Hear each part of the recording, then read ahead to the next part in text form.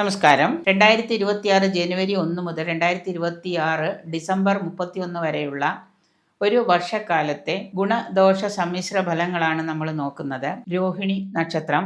രോഹിണി നക്ഷത്രക്കാർക്ക് 2026 ജനുവരി 1 മുതൽ 2026 ഡിസംബർ 31 വരെയുള്ള 12 മാസക്കാലത്തെ സമ്മിശ്ര ഫലങ്ങളാണ്. 2025 തീരാൻ 3-4 മാസമൊക്കെ ഉണ്ട് എങ്കിൽ തന്നെയും 2025ൻ്റെ കണ്ടിന്യൂഷനായിട്ട് ചെയ്യുന്ന കാര്യങ്ങൾ വളരെ ജാഗ്രതയോടുകൂടി ചെയ്യാനായിട്ട് ശ്രമിക്കാം.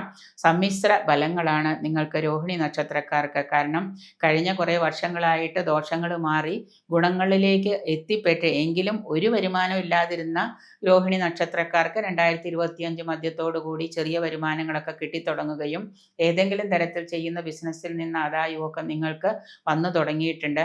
അത് കുറച്ചുകൂടി ബെറ്ററായിട്ട് 2026 നിങ്ങൾക്ക് അനുഭവയോഗ്യമാകുന്നതാണ്. 2026 ജൂൺ 2 മുതൽ വ്യാഴം നിങ്ങൾക്ക് 3-ലാണ് ഗോചരം ചെയ്യുന്നത്.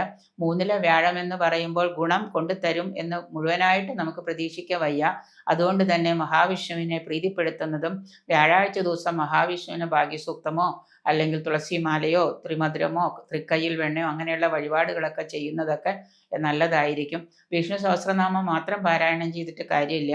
ചെയ്യുന്നത് കൊണ്ട് ദോഷമുണ്ടെന്നല്ല പറഞ്ഞത്. അതോടൊപ്പം തന്നെ ഭാഗ്യസൂക്തം കൂടെ നിങ്ങൾ നിരന്തരമായിട്ട് പാരായണം ചെയ്യുന്നത്, ശ്രീ സൂക്തം ഭാഗ്യസൂക്തമൊക്കെ പാരായണം ചെയ്താൽ നമുക്ക് കുറേയേറെ ഗുണങ്ങൾ ഉണ്ടാകുന്നതാണ്. ഈ രോഹിണി നക്ഷത്രക്കാർക്ക് മൊത്തത്തിൽ പല കാര്യങ്ങളും നിങ്ങൾക്ക് വിനയായിട്ട് വരികയും തിരിച്ചടികളൊക്കെ വന്നു ചേരാം. നേരത്തെ നിങ്ങൾ ചെയ്തു വച്ചിട്ടുള്ള ചില മണ്ടത്തരങ്ങളുടെയൊക്കെ കാര്യങ്ങൾ നിങ്ങൾക്ക് വിനയായിട്ട് തിരിച്ച് വന്നു കയറുന്നൊരു വർഷമാണ് 2026.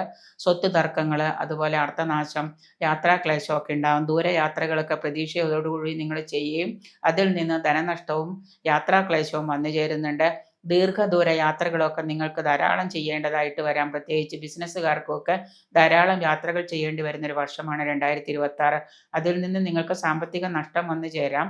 അതുകൊണ്ട് അത്യാവശ്യമുള്ള യാത്രകൾ മാത്രം തിരഞ്ഞെടുക്കുന്നത് ഉചിതമായിരിക്കും. ഉദ്ദേശിച്ച പല കാര്യങ്ങളും വിജയിക്കുവാനും അത് വിജയത്തിലേക്ക് എത്തിക്കുവാനും കഠിനമായിട്ട് പരിശ്രമിക്കേണ്ടി വരുന്നൊരു വർഷമാണ്.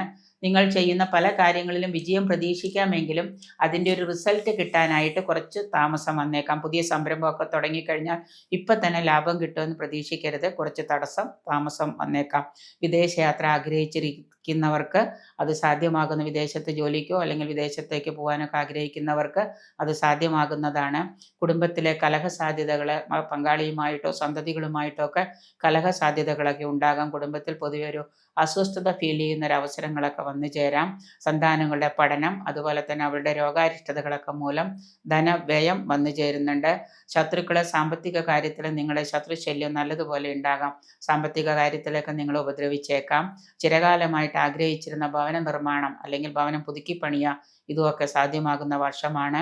വാടക വീടാണെങ്കിൽ പോലും നിങ്ങൾക്കത് മാറി വേറൊരു വീട്ടിലേക്ക് താമസയോഗ്യമാകുന്ന രീതിയിലേക്ക് വീട് മാറാനൊക്കെ സാധ്യമാകുന്നതാണ്. രാഷ്ട്രീയ സാമൂഹിക രംഗത്ത് പ്രവർത്തിക്കുന്നവർക്ക് സ്ഥാനമാനവും അംഗീകാരവും കീർത്തിയും ഒക്കെ ലഭിക്കുന്ന വർഷമാണ് 2026. കൂടുതൽ ദോഷ ഫലങ്ങൾ കുറയ്ക്കുന്നതിനും ഫലങ്ങൾ ഉണ്ടാകുന്നതിനുമായിട്ട് ഹനുമാന് വെറ്റിലമാലയോ കുങ്കുമാർച്ചനയോ നടത്തുകയും ശനിയാഴ്ച ദിവസം ശിവങ്കൽ, ധാര, കൂവളമാല, ജലധാര ഇതുപോലെയുള്ള വഴിപാടുകളൊക്കെ നടത്തുന്നത് നന്നായിരിക്കും. ശനിയാഴ്ച ദിവസം എള്ളെണ്ണ തേച്ച് കുളിച്ചുകൊണ്ട് ക്ഷേത്ര ദർശനം നടത്തുന്നത് ഈ പറയുന്ന നക്ഷത്രക്കാർക്ക് വളരെ ഉചിതമായിരിക്കും.